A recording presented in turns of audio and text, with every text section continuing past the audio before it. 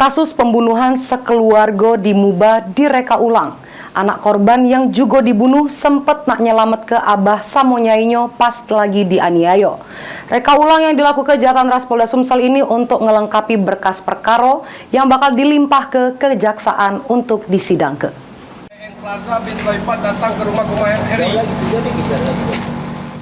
Sesudah mengungkap pembunuhan sekeluarga di Desa Lumpatan 1, Kecamatan Sekayu, Kabupaten Musi Banyuasin pada Desember 2023 kemarin, Unit 4 Jatan Ras Polda Sumsel ngelaku ke reka ulang kasus ini yang diperagakan oleh tersangkonyo Eeng Plaza serta 4 peran pengganti sebagai korban. Jeru reka ulang ini tersangko memperagakan 22 adegan pas ngabesi nyawa keempat korban. Perbuatan kejam tersangko terselik jeru reka ulang ini yang gebok korban Heru samo Emek serta kedua anaknya bertubi-tubi. Sesudem tewas, korban Heri samo emeknya diikat jeru kondisi telungkup di kamar, sedangkan kedua anak-anaknya ditendang ke jeru septic tank serta sikoknya tegeletak di kebun.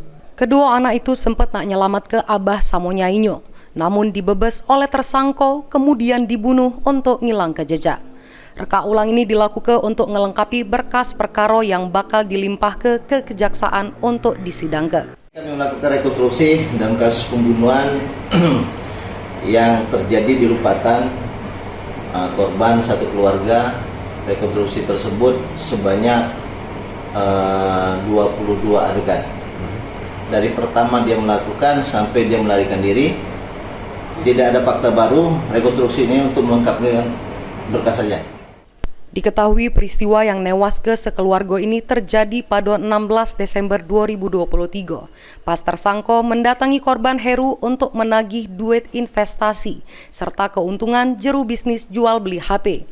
Namun korban yang marah membuat tersangko gelap mata, sehingga ngabesi Heri beserta keluarganya secara tragis. Mulyadi, PAL TV.